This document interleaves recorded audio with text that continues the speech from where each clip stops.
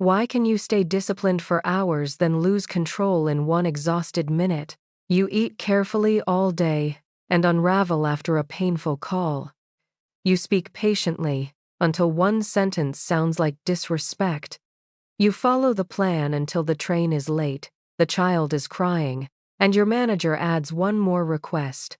Then you blame your character for failing at the exact moment your plan never prepared for.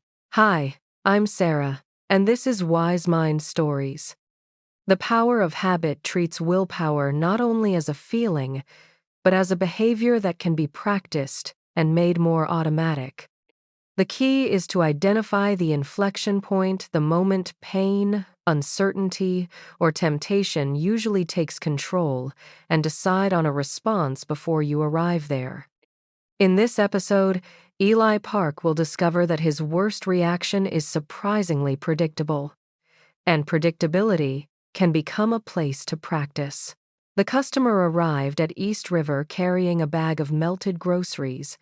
Technically, customers were not supposed to enter the fulfillment center, but the service desk had been overwhelmed, and a security guard let him through. He found Eli near the loading bays.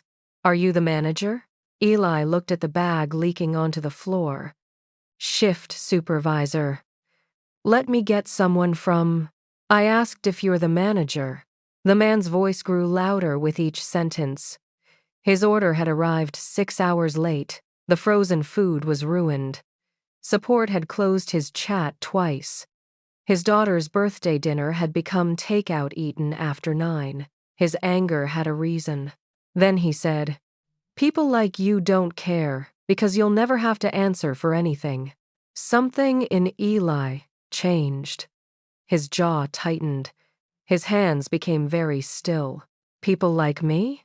Mara, walking toward the loading bays, heard the tone before she understood the words. The customer stepped closer. Eli said, "You came into my workplace to scream at people who did not pack your order. If you want help, lower your voice." The customer raised his phone and began recording. By lunch, a 22-second clip titled "Bright Cart Manager Threatens Customer" had spread across local social media. The beginning was missing. So was the leaking bag, the closed support chats, and the sentence that had triggered Eli. The internet received the moment after self-control failed and treated it as the whole person. Brightcart suspended Eli for 3 days. He sat across from Mara in a small conference room, pale with anger. "I was doing fine. Until he made it personal." "What does personal sound like?" Eli looked away. His father had run a neighborhood hardware store for 28 years. When a large chain opened nearby, customers began entering the old shop only to compare prices.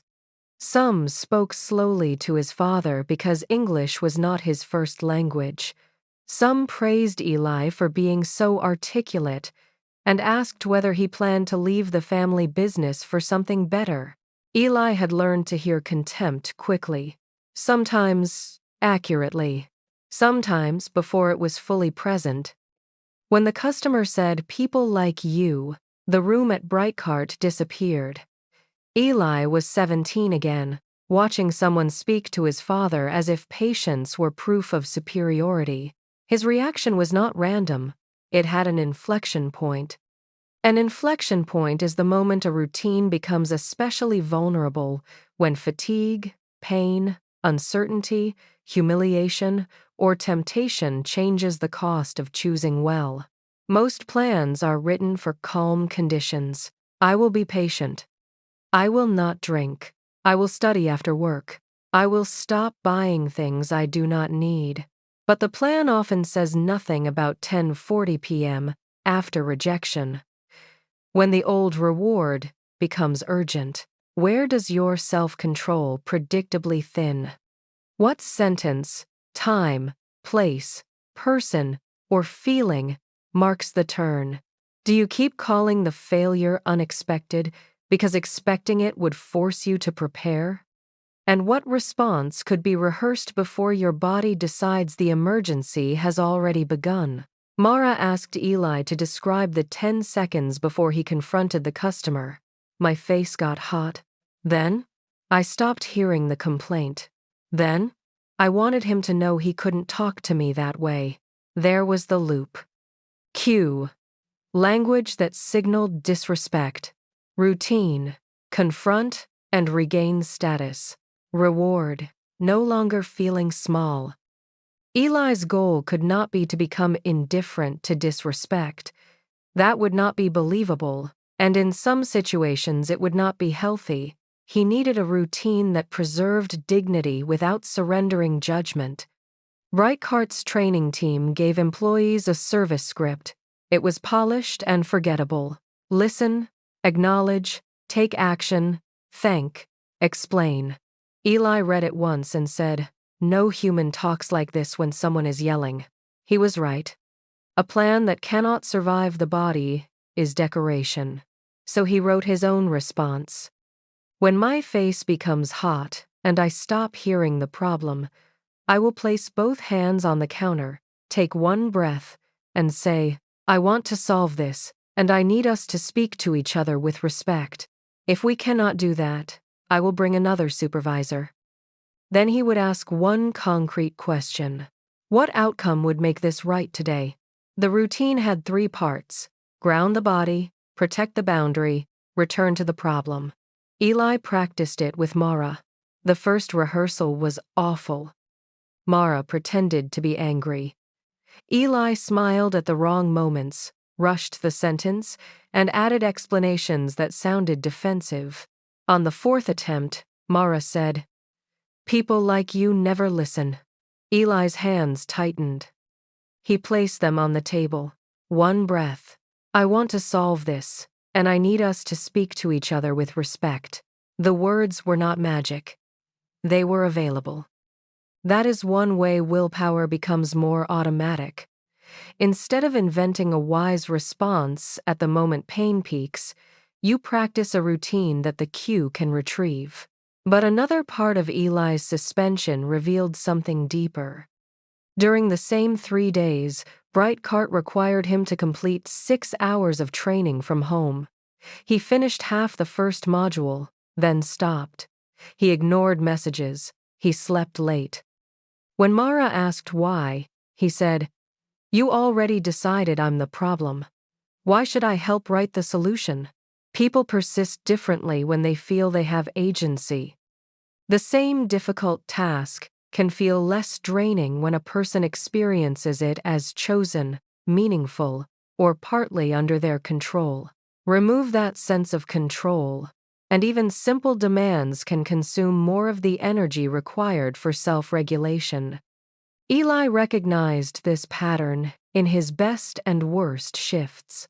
On days when he chose how to divide the loading teams, a 10-hour shift felt difficult but coherent.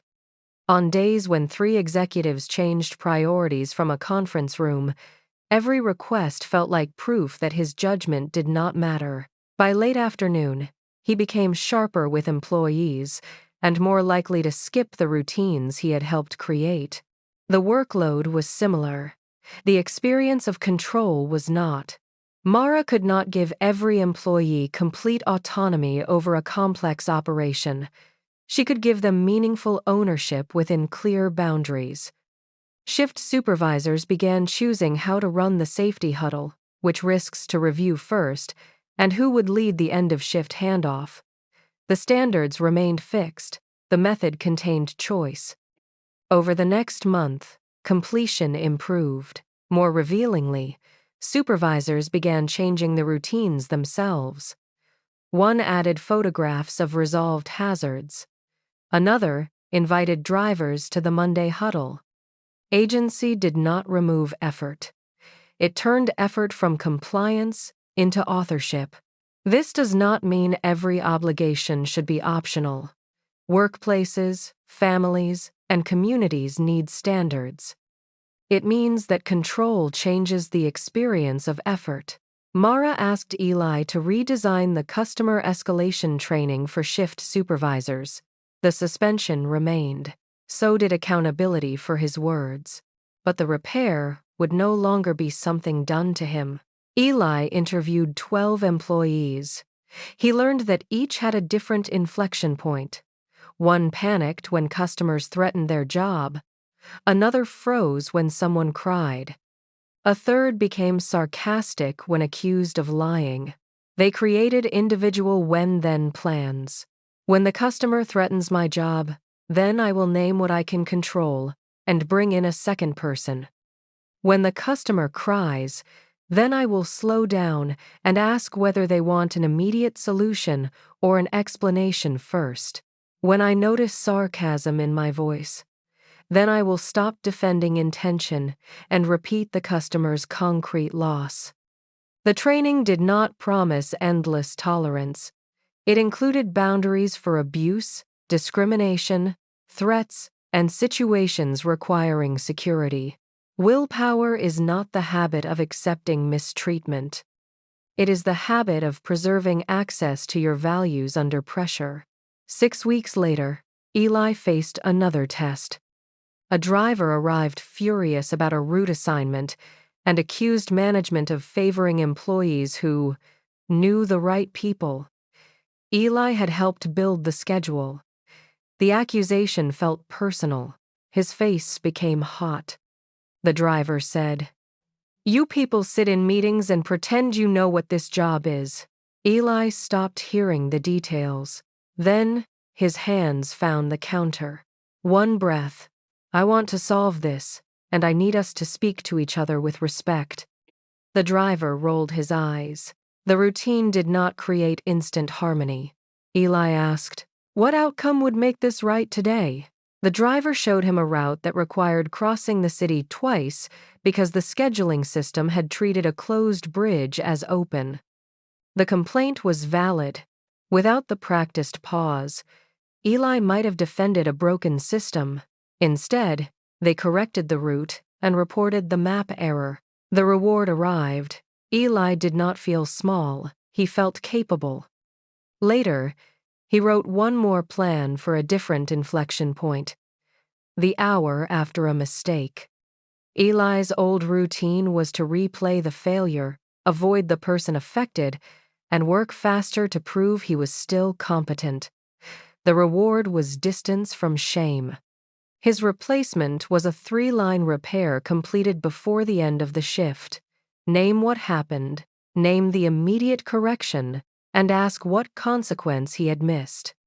This plan mattered because willpower is not only resisting temptation. Sometimes it is staying present long enough to repair what your first reaction wants to escape.